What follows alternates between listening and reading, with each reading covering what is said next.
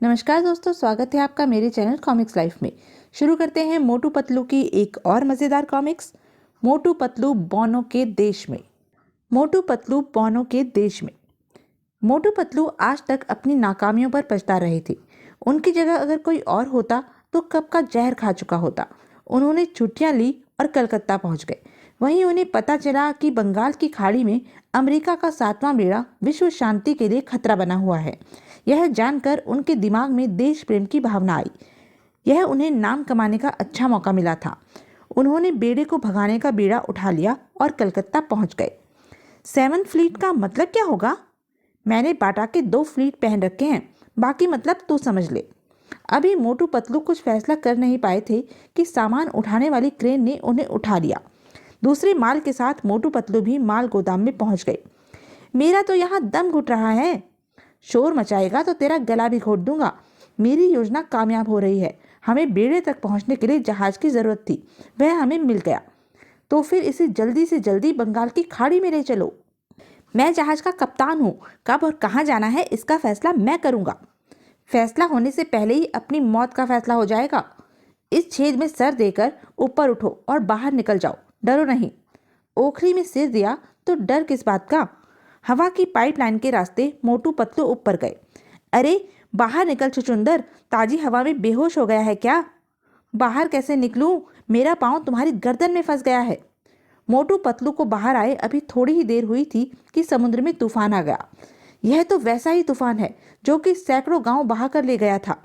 तुम कप्तान हो या किसी छज्जू पनवाड़ी के पानदान हो, जाओ ऊपर चढ़कर देखो कि तूफान की दशा क्या है। जहाज का मुंह किधर मोड़े? किस मुंह से कहूं? हमसे तो जिंदगी मुंह मोड़ने वाली है। क्या देख रहे हो कप्तान? 7वां आसमान तो दिखाई दे रहा है, पर मैं अमेरिका का 7वां बेड़ा ढूंढ रहा हूँ। देखते ही देखते जहाज तूफान में डूबने लगा और जान बचाने के लिए सब किश्तियों में उतर गए। अब क्या होगा? हमें तो तैरना भी नहीं आता। ऐसी ही कोई चीज मोटू पतलू के हाथ भी आ गई। डूबते को तिनके का सहारा। और अब वह लकड़ी के लट्ठों पर बैठे तूफानों के थपेड़ों में झकोले खा रहे थे। और इसी प्रकार पानी में बहते हुए कितने ही दिन हो गए। तूफान शांत हो गया था। बाकी आदमियों की कोई खबर नहीं थी। मोटू पतलू को भी नहीं पता था कि वह कहाँ जा रहे हैं। कच्ची मछलियाँ और खारा पानी वह खाते पीते थे। अब क्या होगा कप्तान साहब? अमेरिका के 7वें बेड़े के चक्कर में अपना बेड़ा गर्क हो गया है। आकाश पर पक्षी दिखाई दे रहे हैं। इसका मतलब है हम कहीं धरती के निकट पहुंचने वाले हैं। इसी प्रकार कई दिन बीत गए। एक सुबह पतलू की आंख खुली तो उसने देखा कि वह धरती पर पहुंच गए हैं। उठो कप्तान साहब, हम धरती पर पहुंच गए हैं। पता नहीं कौन सा देश है। कोई भी देश ना हुआ तो अपना देश बना लेंगे, राजा बन जाएंगे। पहले चुनाव लड़ोगे तभी कुछ बनोगे। हम तो धरती की चीजों के लिए तरस गए थे। फल खाकर मजा आ गया। तबीयत तो खुश हो गई, पर हम आ कहाँ गए? उस पहाड़ से हम उतर रहे हैं। ऐसा पहाड़ तो हमने कभी नहीं देखा। इस पहाड़ की सतह तो डनलप पिल्लों के गद्दे की तरह नरम है। मारे गए हनुमान चालीसा का पाठ याद है तुझे? जब तक याद करूंगा तब तक यह चट कर जाएगा हमको। सर पर पांव रखकर भाग लो यहाँ से। उस जानवर से बचने के बाद कुछ दूर आगे जाकर यह कैसे खंबे हैं इस जंगल में? और जब मोटू पतलू ने ऊपर देखा तो यह किसी राजा के महल का द्वार है। राजा के बच्चे, ऊपर गर्दन उठाकर देखो उस महाराजा को। इस लंका में तो सभी 52 गज के हैं। गजों का जमाना गया, इसे मीटर से नाप कर देखो। भागते भागते वह एक जगह जाकर छुप गए। इस पहाड़ के नीचे छुपकर बैठने की जगह अच्छी है। अब आराम से बैठकर काम की बात सोचो। मैं यहाँ का राजा हूँ, सोचने का अधिकार केवल मुझे। क्या सोच रहे हो राजा जी? तुम ही कुछ सोचो मंत्री जी, मैं तो बाथरूम जाने की तैयारी में हूँ। और मोटू पतलू वहां से भी जान बचाकर भाग लिए और कुछ देर भागकर एक बड़े पेड़ की जड़ पर बैठकर सुस्ताने लगे। चलो अब यहाँ बैठकर कुछ देर आराम कर ले। जरा ऊपर तो देख ले। हे गजराज महाराज, हम कौन से देश में आ गए? आपके ठाट बाट से तो लगता है कि यह इंद्रलोक है। हमें हमारे घर वापस भिजवा दो, हम डायमंड कॉमिक्स भिजवा देंगे। हाथी शांति से आगे बढ़ गया और आगे जाकर उन्होंने देखा वहां जंगल के राजा की सवारी आ गई। राजा जी, अब बताओ यहाँ का राजा कौन है? जानना ही चाहते हो तो आगे बढ़कर पूछ लो। इस गुफा में घुसकर अपनी जान बचा लो। वह गुफा में भाग लिए। गुफा का दरवाजा बंद हो गया। अब क्या करें? कोई चाबी हो तो इसके ताले में लगा कर देख। हे भगवान, हमें मौत की इस काल कोठरी से निकाल।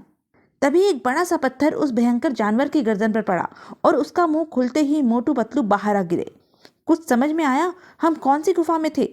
शाम को सूरज ढला और रात हो गई। थके हुए मोटू पतलू एक जगह सो गए।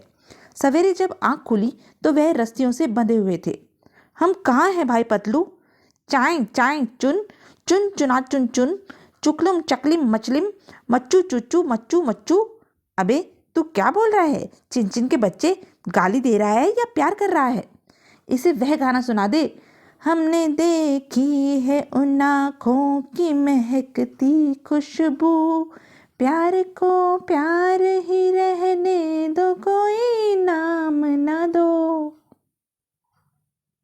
जितना खाना तुम देते हो उससे पेट नहीं भरता। तुम्हारे पेट के कुएं में सब कुछ चला गया, अब हमें खाएगा क्या? इस एक चमचा चाय से तो जबान भी तर नहीं होगी। हमारे ड्रम को चमचा बोला चकलम। एक दिन में हमारे सारे शहर का 1 महीने का राशन खा लिया। हमें छोड़ दो भाई, हमने तुम्हारा क्या बिगाड़ा है? तुम अपने सारे घरों को एक एक करके हमारे लिए घर नहीं बना सकते, जबकि हम तुम सबको अपने चिड़ियाघर में रख सकते हैं। हम तुम्हें दिल्ली के चिड़ियाघर में ले चलेंगे। क्या बोले तुम? तुम्हारे चिड़ियाघर का नाम दिल्ली है? तुम्हारे कोई रिश्तेदार हो तो उसे भी चिट्ठी लिखकर यहाँ बुला लो। वहाँ बड़े बड़े लोग रहते हैं। घनचक्कर, तुमसे बड़े तो हमारे मेंढक होते हैं। छोड़ क्यों नहीं देता हमें? राजा चिन चपल से बात करना। इस तौलिए से आंसू पोंछ लो। यह तुझे तौलिया दिख रहा है? कुछ दिन बाद चटपट देश का राजा मोटू पतलू से मिलने आया। तुम बहुत खतरनाक हो, हमारे देश की जनता तुमसे डरती है। हम खतरनाक नहीं महाराज, हम तो बच्चों की तरह मासूम हैं। मोटू, जो तुम हमारा दोस्त बना तो हम तुमको छोड़ देगा। हम तुम्हारा दोस्त, तुम्हारे बाप का भी दोस्त। हमारी दुश्मन हमारी तकदीर है, उससे भी दोस्ती निभा रहे हैं हम। अगर एक दूसरे पर शत्रु ने आक्रमण किया तो हम एक दूसरे की सहायता करेंगे। बोल। सब कुछ बोले बाबा, हमारी हथकड़ी तो खोलो। महाराजा चिन चपल के आदेश पर मोटू पतलू की जंजीर खोल दी गई। सब देखकर बड़े प्रसन्न थे कि संधि के अनुसार मोटू पतलू बिल्कुल शांत थे। मोटू पतलू ने उनकी सुरक्षा का पूरा ध्यान रखा। वह भी अपने छोटे छोटे मित्रों से संधि करके खुश थे, लेकिन यह खुशी उनकी ज्यादा दिन नहीं रह सकी। एक दिन महाराजा ने उनसे कहा, हमारा एक शत्रु है, मित्रता की संधि के अनुसार तुमको हमारी सहायता करनी चाहिए। अवश्य करेंगे सहायता। बताओ कौन है वह? एक डायन रहती है उस पहाड़ी की चोटी पर। वह तुमसे भी ज्यादा भयानक और बड़ी है। यहाँ आकर सैकड़ों लोगों को खा जाती है। मित्रों, तुम उस डायन को और उसके बड़े बड़े जानवरों को खत्म कर दो। डायन? अबे सुन रहा है पतलू? मेरे कानों में तो मैल भरी हुई है, तू ही सुन ले मोटू।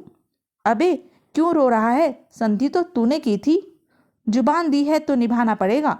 हस्ताक्षर तो तूने भी किए थे। तू डायन से 2-2 हाथ कर ले। मेरे पांव भागने में तेज हैं, इसलिए मैं जानवरों से 2-2 पांव कर लेता हूँ। दूसरी ओर डायन को अपने शीशे में पता चल गया कि मोटू नाम का एक आदमी उसे समाप्त करने आ रहा है। जल्दी आजा मोटे आलू, मुझे तेरी बहुत आवश्यकता है। चलते चलते मोटू एक कठिन स्थान पर पहुंचा। कितनी गहरी खाई है, पहाड़ के उस ओर कैसे जाऊं? अरे यह लकड़ी का तना कहाँ से आ गया? अभी तो यहाँ कुछ नहीं था।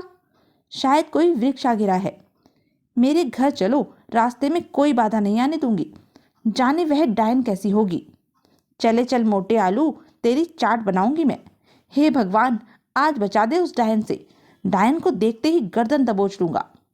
अरे यह तो एयर होस्टेस या किसी बड़ी कंपनी की रिसेप्शन मालूम होती है। क्या यहाँ कोई डायन रहती है? पहले रहती थी, अब उसने फ्लैट चेंज कर लिया है। अंदर आइए, मैं आपके लिए चाय का पानी रखती हूँ। जितनी देर में पानी गर्म होगा उतनी देर में यह उनका गोला बना दीजिए।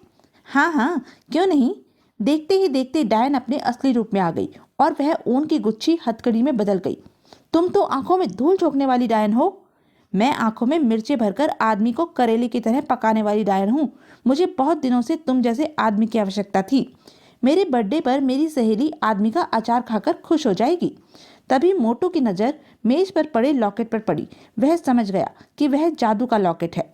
उसने वह लॉकेट पहन लिया और फिर मन ही मन में इच्छा प्रकट की कि उसकी हथकड़ी खुल जाए और वह आदमी से चूहा बन जाए। यह बात सोचते ही मोटू चूहा बन गया। अरे इसने यह लॉकेट कहाँ से पहन लिया? अभी बताती हूँ इसे। दूसरे ही पल डायन भी बिल्ली बनकर चूहे पर झपट पड़ी। बचकर कहाँ जाएगा, तेरा इलाज सोच रहा हूँ बिल्ली मौसी। और मोटू ने कुत्ते का रूप धारण कर लिया। कच्चा चबा जाऊंगा तुझे, जल्दी कुछ करना चाहिए। कुत्ते का सामना करने के लिए डायन चीता बन गई। अब बचकर कहाँ जाएगा कुत्ते की दुम। चीते से बचने के लिए मोटू मेंढक बन गया। अरे जा, रास्ता नापो अपना। डायन पल भर में सांप बन गई और मेंढक खतरे में पड़ गया। दूसरे ही पल मोटू केकड़ा बन गया। कच्च से काट दूंगा तेरी गर्दन। गर्दन पकड़ने से पहले ही सांप गैंडा बन गया। अरे यह क्या हुआ, इस पेड़ से टकराकर तेरा घड़ा फोड़ दूंगी केकड़े।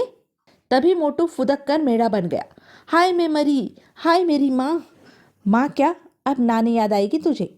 पेड़ से टक्कर लगते ही दोनों के लॉकेट टूट गए और वह दोनों अपने असली रूप में आ गए। बचाओ बचाओ, मुझे तैरना नहीं आता, मैं डूब जाऊंगी। अब तेरा अंत पानी में ही होगा। अगले जन्म में तुझसे बदला लूंगी। अगले जन्म में भी पानी पिला पिला कर मारूंगा। जब मोटू पहाड़ों से नीचे उतरा तो एक खतरनाक जानवर उसके पीछे पड़ गया। दूसरी ओर एक और जानवर मतलू के पीछे पड़ गया। बचाओ बचाओ, राम का नाम लो मोटू, ध्यान से काम लो पतलू। दोनों जानवर एक दूसरे से टकराए और वहीं ढेर हो गए। एक ही बार में मार दिए दोनों जानवर। मोटू पतलू जिंदाबाद। भाई मोटू, यहाँ पर तो हम भी बौने बनते जा रहे हैं। अब इनमें और हम में कोई खास फर्क नहीं रहा। कमाल कर दिया मोटू पतलू, लगता है यहाँ की जलवायु ही ऐसी है, पहले यह भी हमारी तरह होंगे। यहाँ रहने से तो डूब मरना अच्छा है। मोटू पतलू एक बौने के साथ फिर उसी नौका पर आ बैठे और पानी की लहरों पर वह अनजान सफर को रवाना हो गए। कुछ दिन बाद उनकी नौका किनारे लगी। यहाँ के लोग तो हमारे जैसे लगते हैं।